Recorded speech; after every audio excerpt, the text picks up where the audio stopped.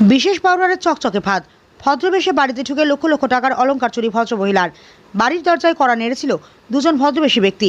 কথা বলার ভঙ্গি, ব্যবহার সবকিছুতেই ছিল বিশ্বাসযোগ্যতার ছাপ। আর সেই বিশ্বাসের সুযোগ নেই দিনের আলোয় এক মহিলার কাছ থেকে বহুমূল্যের সোনার অলংকার হাতিয়ে নিয়ে চম্পট দেওয়ার অভিযোগ উঠল তাদের বিরুদ্ধে। ঘটনায় তীব্র চাঞ্চল্য ছড়িয়েছে দুর্গাপুরের সিটি সেন্টারের মাতঙ্গিনী হাজরা বিথি এলাকায়। শনিবার সকালে কবিতা চৌধুরী নামে এক মহিলার বাড়িতে আসে দুই ব্যক্তি। তারা দাবি করে বিশেষ এক পাউডারের সাহায্যে তামার সামগ্রী একেবারে নতুনের মতো চকচকে করে দেওয়া হয়। প্রথমে বাড়ির কয়েকটি তামার জিনিস পরিষ্কার করে দেখায়। তারা মুহূর্তের মধ্যে তামার সামগ্রী ঝকঝকে হয়ে উঠতে দেখে তাদের প্রতি আস্থা তৈরি হয় বাড়ির সদস্যদের। অভিযোগের পর শুরু হয় আসল খেলা। ওই দুই ব্যক্তি মহিলাকে জানায় শুধু তামা নয়, সোনার অলংকার পরিষ্কার করে নতুনের মতো করে দেওয়া সম্ভব। তাদের কথায় বিশ্বাস করে হাতে থাকা সোনার অলংকার খুলে দেন কবিতা দেবী। অভিযোগ, অলংকারগুলি পরিষ্কার করার নাম করে নিজেদের হেফাজতে নেওয়ার পর কৌশলে সেগুলি হাতিয়ে নেয় অভিযুক্তরা। কিছুক্ষণের মধ্যেই নানা অজুহাতে সেখান থেকে বেরিয়ে যায় তারা। প্রথমে বিষয়টি বুঝতে না পারলেও পরে অলংকার খুঁজে না পেয়ে মাথায় হাত পড়ে তার। তখন স্পষ্ট হয়ে যায় যে চকচকে করার নাম করে আসলে সুপরিকল্পিত প্রতারণার ফাঁদ পেতেছিল ওই দুই ব্যক্তি। খবর ছড়িয়ে পড়তেই এলাকায় ব্যাপক চাঞ্চল্য ছড়ায়, আতঙ্কিত হয়ে পড়েন স্থানীয় বাসিন্দারা। খবর পেয়ে দ্রুত ঘটনাস্থলে পৌঁছে দুর্গাপুর থানার পুলিশ।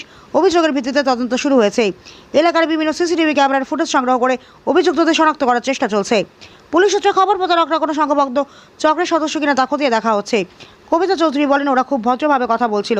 প্রথমে তামার জিনিস পরিষ্কার করে বিশ্বাস অর্জন করে, তারপর সোনার গয়না পরিষ্কার করার কথা বলে নিয়ে যায়। বুঝতেই পারিনি যে প্রতারণার শিকার হচ্ছি। আমার বহুমূল্যের সোনার অলংকার ফিরিয়ে দেওয়ার জন্য পুলিশের কাছে আবেদন জানিয়েছি।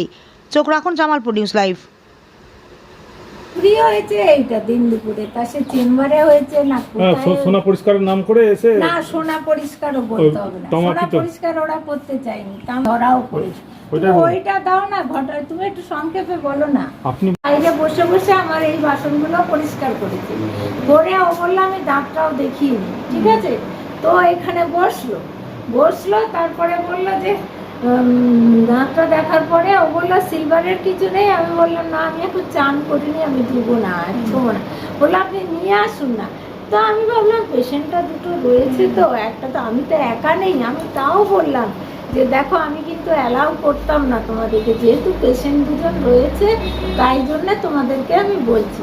তারপরে লাস্ট মোমেন্টে ওর কি হলো, ও বললো এগুলো কাল আমার হক, আমি কাল পরিষ্কার করেছি, তাই তো। বললো না আপনি দিন দিয়ে দেখুন না, গোল্ডের জিনিসটা আপনি তো বাইরেও করেন। তো আমি খুলে দিতেই ও কি করলো, ওইটা বললো যে এবার আমি পরে নিই, তাই না। ও বললো না এইগুলোকে বন্ধ করতে হবে, বন্ধ করে 5 মিনিট বাদে খুলবেন। আমি বললাম 5 মিনিট বাদে, বাই দ্যাট টাইম ও বেরিয়ে গেছে। পেশেন্টটা বললো ম্যাম খুলুন। তো আমি খুলেছি, খুলে দেখি দুটো চুড়ি আছে। তো আমার তখন 100 ডায়ালের কথা মনে এসছে, তুরন্ত 100 ডায়ালকে বললাম, আমি পেশেন্টটাকে বললাম আমাকে থানায় নিয়ে চলো। হ্যাঁ, তো বাড়ি এসে দেখি ও দুটো আর্টিফিশিয়াল চুড়ি দিয়েছে। এরা যারা এসেছিল তারা কি পরিষ্কার করতে এসেছিল কিছু? পাউডার বিক্রি করছি আমরা, আহমেদাবাদের গুজরাটের কোম্পানি। কজন এসেছিল? দুজন। আপনার হাতে সোনার চুড়ি ছিল নাকি? দুটো চুড়ি ছিল। সব মিলিয়ে কত টাকার গেছে সোনা? তো তোমার টাকার অঙ্ক আজকালকার বাজারে আমার বললাম তো 75,000 দিয়ে সেনকো থেকে আমি 10 বছর আগে 75,000-এ কিনেছিলাম। তার কস্টটা তো এখন 2.5 লাখ কিনতেই পাচ্ছি না, মানে স্কিন টাচিং লাগে আমার। আনুমানিক কত টাকা গেছে? 20 তো হবেই, কারণ আমার এইটা আমি বলছি এটা আমার 16 গ্রামের চেন তানিস্কেরটা, 4 গ্রামের এমপি গণেশ 20 গ্রাম। আচ্ছা, এটা 13 গ্রামের লোহাটা, এ হাতে লোহাটা 10 গ্রামের কি 9 গ্রামের, সব মিলিয়ে আর 3টে আংটি, 20 লাখ টাকা।